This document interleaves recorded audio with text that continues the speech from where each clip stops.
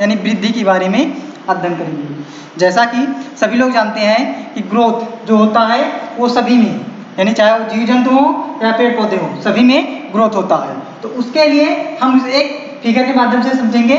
जैसा कि वृद्धि के लिए तमाम प्रकार की विशेषताएं बताई गई हैं विभिन्न प्रकार के लोगों द्वारा, लेकिन उनमें से कुछ जो होते हैं उन्होंने बताया कि एक गमले को, यानी एक गमले को पौधा दिया गमले का और उसमें पौधा लगा हुआ था, और उसके बाद उन्होंने एक स्टैंड लिया, स्टैंड में एक मापक यंत्र लगाया, मापक यंत्र के बाद इसमें एक मीटर लगाई गई और इससे यानी इस पौधे को एक डोरी के द्वारा इसमें बांध दिए गए और दूसरी तरफ किलो वाट लटका दिए गए। और उसके बाद इसको देखा गया कि ये पौधा किस तरीके से वृद्धि कर रहा है। तो जैसे जैसे पौधा वृद्धि करता था उस तरीके से ये डोरी इधर दूसरी साइड में ये नीचे की तरफ खींचती रहती थी, और ये जो मीटर था वो जहां पे लगाया गया था उसके ऊपर यानी बढ़ता जा रहा था, यानी ये मीटर बढ़ता जा रहा था। यानी जैसे जैसे उसमें पौधों में वृद्धि होती जा रही थी ये डोरी नीचे की तरफ आ रही थी और पौधा ऊपर की तरफ बढ़ रहे थे, और मीटर इसके जो थे वो ऊपर की तरफ बढ़ रहे थे। तो इससे ये प्रदर्शित करता था कि पौधों में वृद्धि हो रही है। इसके अतिरिक्त देखने के लिए हम लोग देखते हैं कि कोई भी सीड्स है, यानी मान लीजिए कोई भी सीड्स है, इसको हम लोग जमीन में रख देते हैं, तो देखते हैं कुछ समय बाद ये सीड में जर्मिनेट यानी अंकुरण प्रारंभ हो जाता है इस तरीके से, और आगे चल के ये देखा गया ये एक पौधे के रूप में ये डेवलप होते हैं, बाद में ये एक पौधे के रूप में डेवलप हो जाते हैं और नीचे रूट का निर्माण कर देते हैं, और इनमें जो पाए जाते हैं ये समाप्त हो जाते हैं, यानी जो सीड होते हैं वो उसी में मिलके समाप्त हो जाते हैं और एक पौधे का निर्माण कर देते हैं। तो ये वृद्धि यानी ग्रोथ दर्शा रहा है। जैसे पहले तो ये एक सीड यानी था, बीज के रूप में था, आगे चल के इनमें वातावरण के द्वारा जो भी अंकुरण पाया गया और कह सकते हैं जल पाया गया, सभी के द्वारा ये जर्मिनेट हुए। जर्मिनेट होने पे ये पहले छोटे पार्ट के रूप में, फिर उससे बड़े और लास्ट में पौधे के रूप में ये डेवलप हो गया। तो ये दर्शाता है कि पौधों में ग्रोथ हो रही है, किस तरीके से ग्रोथ होती है। तो जिसके लिए कह सकते हैं कि आप लोग डिफिनीशन के माध्यम से, यानी जो अपने बोर्ड पर लिखा गया है इसमें देखिए आप लोगों को बताया गया पौधों में कहा गया पौधों में चय और उपचय क्रियाएं एक साथ होती हैं, यानी इनमें जो भी भोज्य पदार्थ होते हैं या कार्बनिक पदार्थ होते हैं उनका चय और अपचय एक साथ, यानी अपचयन और अपघटन कर सकते हैं, और कह सकते हैं सारी क्रियाएं जो भी होती हैं मेटाबॉलिज्म वो एक साथ होती रहती हैं। उसके बाद कहा गया जिसके फलस्वरूप बहुत से भोज्य पदार्थ बनते हैं, यानी उनके चय और अपचय यानी जल और वायु और जो भी अन्य पदार्थ पाए जाते हैं खनिज, उनसे क्रियाएं करने के बाद वो कह सकते हैं एक भोज्य पदार्थ का निर्माण करते हैं।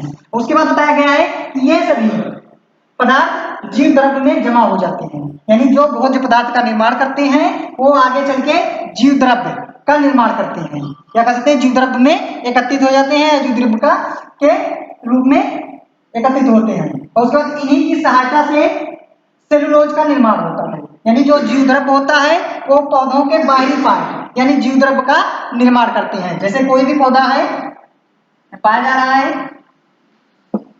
तो इनमें जो सेलुलोज होता है बाहरी परत यानी कोशिका की बाहरी परत जो होती है उनका निर्माण करता है, और ये जो होते हैं जीव द्रव्य जो पाए जाते हैं इनके द्वारा इनका निर्माण होता है। तो वही कहा गया है जीव द्रव्य में जमा हो जाते हैं, उसके बाद इन्हीं की सहायता से सेलुलोज का निर्माण होता है। सेलुलोज जो होते हैं कोशिका की बाहरी परत होती है उसका निर्माण करते हैं, तो उसी को सेलुलोज बोलते हैं। उसके बाद कहा गया है और नए अंगों का निर्माण होता है, यानी इनमें जो कोशिका पाई जा रही है कह सकते हैं वो नई कोशिकाओं का निर्माण करते हैं। जैसे कि कोई भी, तो अभी आप लोगों को बताया गया पौधा है तो वो जैसे कि डेवलप कर रहा है इस तरीके से, तो सीधे जब ये कोशिका सेलुलोज में निर्माण करता है उसके बाद इनमें जो कोशिकाएं होती है उनमें विभाजन होता है। कोशिकाएं विभाजन होने से इनमें तमाम पार्ट निकलते हैं, अनेक पार्ट निकलते हैं, यानी ये पौधों में अनेक शाखाओं के रूप में बढ़ जाते हैं, और इन्हीं शाखाओं को कई भागों में बढ़ने की क्रिया को हम वृद्धि यानी ग्रोथ कहते हैं। ठीक, यहाँ तक कंफर्म डिफिनीशन। अब उसके बाद आते हैं ग्रोथ को कितने भागों में या किस तरीके से हम देखते हैं।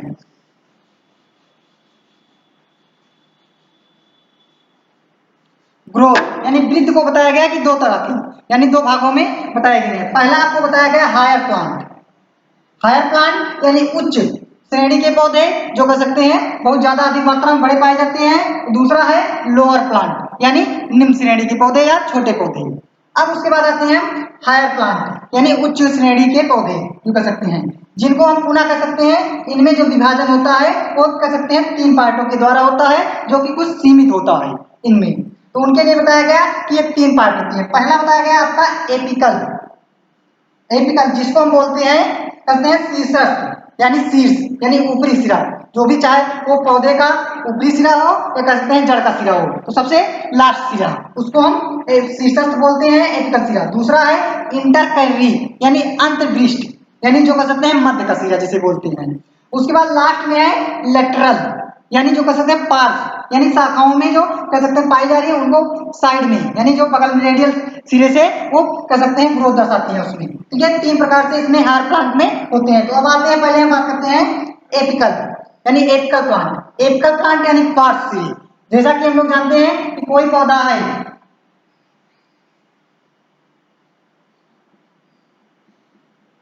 पाया जा रहा है तो इनमें जो ग्रोथ होती है यानी जो पाया जा रहा है पौधे में ये सबसे ऊपरी सिरे पे यानी जो ग्रोथ पाया जा रहा है यानी ये इस तरीके से जो ग्रोथ पाया जा रहा है यानी ऊपरी सिरा ये यानी कह सकते हैं रूट यानी जड़ और कह सकते हैं तने का ऊपरी सिरा स्टेम। स्टेम का ऊपरी सिरा जो पाए जा रहे हैं यानी जड़ यानी सबसे निचली सिरा और सबसे ऊपरी सिरा जो होते हैं एक पार्ट एपिकल सिरा कहलाते हैं जो कि ग्रोथ दर्शाते हैं यानी जितना वो ऊपर बढ़ रहा है उसमें कुछ पार्ट जो होते हैं नीचे की तरफ भी ग्रोथ करते हैं यानी बढ़ते रहते हैं। तो इनको हम एपिकल कह सकते हैं, एपिकल ग्रोथ के अंतर्गत रखते हैं या कह सकते हैं एपिकल कह सकते हैं सर। उसके बाद अगला है इंटरकैलरी यानी अंतर्पृष्ठ यानी इनके मध्य में। तो ये तो सब ऊपरी सिरा था। अब उसके बाद अंतर्पृष्ठ। अंतर्पृष्ठ जो होते हैं वो मध्य सिरा को दर्शाते हैं। जैसा कि आप लोग जानते हैं कोई पौधा इस तरीके से है। अब इनमें जो विभाजन होता है यानी जो विभाजन पाया जा रहा है इस तरीके से उसके बाद आगे चल के ये ग्रोथ कर रहे हैं।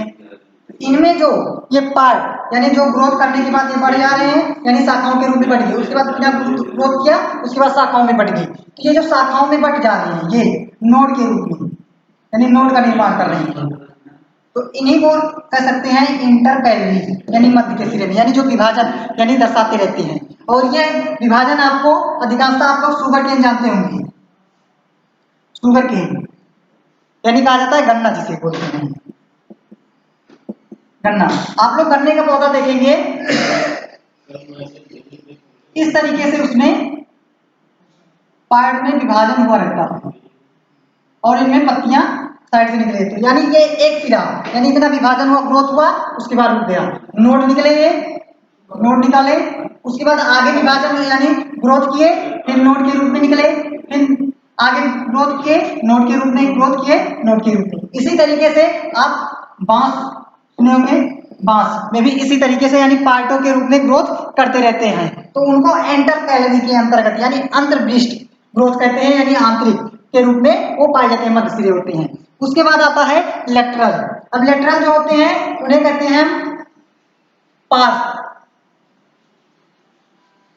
लेटरल यानी लेटरल ग्रोथ जो होते हैं यानी पार्श्व जिसे बोलते हैं। जैसा कि आप लोग कोई भी तना है और ये कह सकते हैं सूट यानी तने में पाया जाता है जड़ों में यानी चौड़ाई में जिसे कह सकते हैं ये पाए जा रहे हैं ये ग्रोथ यानी तने को जो पाए जा रहे हैं तने के चौड़ाई में वृद्धि करते हैं जो भी पाए जा रहे हैं चाहे वो कह सकते हैं उसकी शाखाएं हो पत्तियां हो या कह सकते हैं जड़ हो उनकी कह सकते हैं चौड़ाई के रूप में वृद्धि करते हैं। तो उन्हीं को हम लेटरल ग्रोथ कहते हैं या पार्श्व ग्रोथ कहते हैं।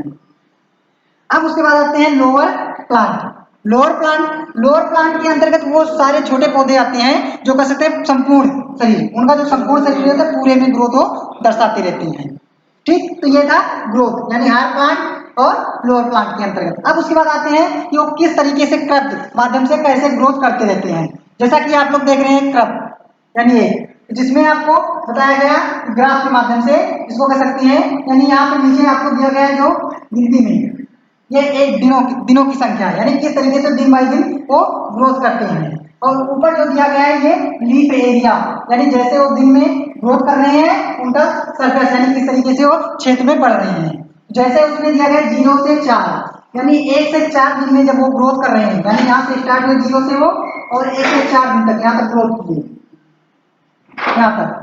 उसके बाद इनकी जो पत्तियां जो पाई जा रही है इनका क्षेत्रफल, यानी ये क्षेत्रफल बताया गया, यानी इनमें इतना क्षेत्रफल ये, यानी कर सकते हैं क्षेत्रफल पाया गया। उसके बाद आगे जैसे 4 से ये 8 दिनों में, 4 से जब ये उसका और गुना बढ़ गए, यानी 8 दिनों में ये ग्रोथ कर रहे हैं, तो उनमें देखा गया इनका क्षेत्रफल आगे, यानी यहाँ पे और ये, यानी इनका क्षेत्रफल जो पाया जा रहा है ये 40 की पाया जा रहा है। और उसके बाद आगे इसी तरीके से जैसे जैसे ये बढ़ते जा रहे हैं उसी तरीके से इनका एरिया, यानी क्षेत्रफल, यानी पत्तियों की जो क्षेत्रफल पाया जा रहा है वो भी चौड़े हो रहे हैं और ग्रोथ दर्शा रहे हैं। तो इस तरीके से दिखाया गया कि इसका जो ग्राफ बनता है वो यस आकार का बनता है, इस कारण से इसको यस शेप या यस ग्राफ भी बोलते हैं।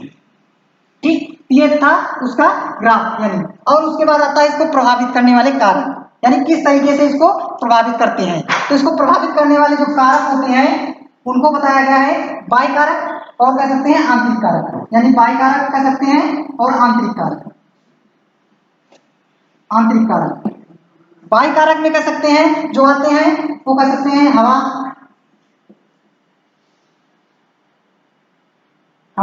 तापमान, प्रकाश,